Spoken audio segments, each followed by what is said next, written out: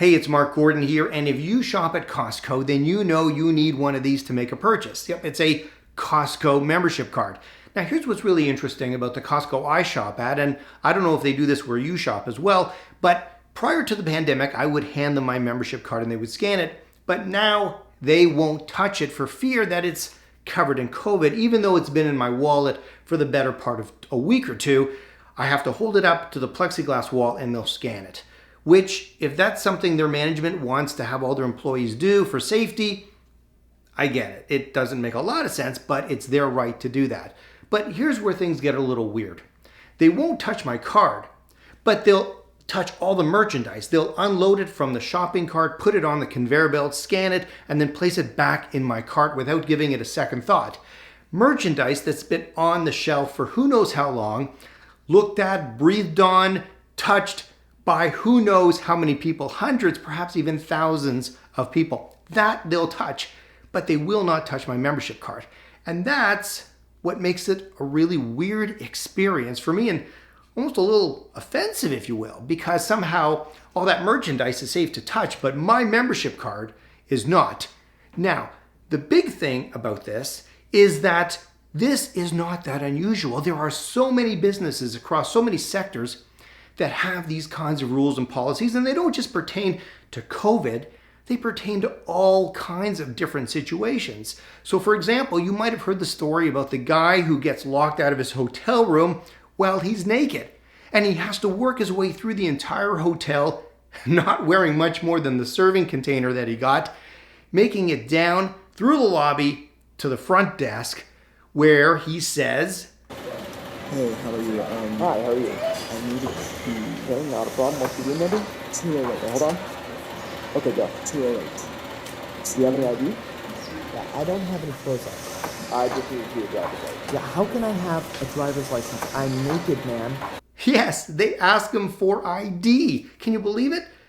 Now, why did they ask him for ID when clearly he doesn't have any on him? Because that was a procedure, that was a policy, something that they had to do. Now, if you are going to implement plans and policies and rules and everything else, I got good news for you. You can probably get your customers to do almost anything you want, whether it be wearing masks, whether it be standing in line, whether it be standing indoors, outdoors. I mean, you could probably get them to hop around on one foot and wear a tinfoil hat if you wanted to.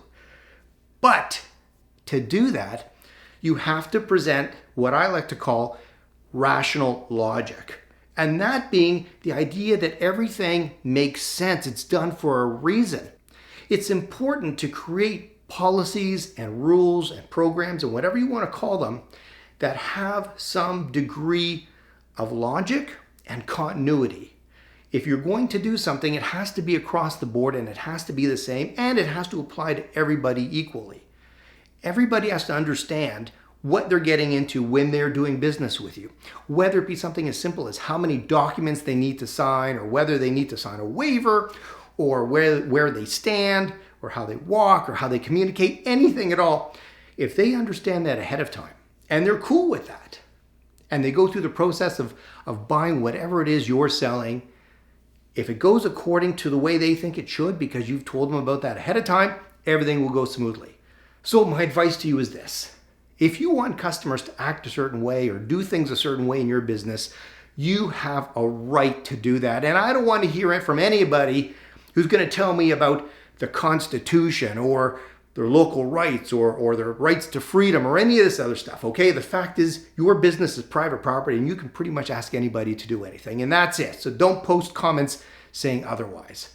But if you want to do it right and you want people to go along with it, you got to let them know ahead of time exactly what that experience is going to be like and how you're going to make it the same for everybody, ideally in a way that is easy, convenient, and stress-free. And that's all it takes to get your customers to act in a way that is good both for them and you.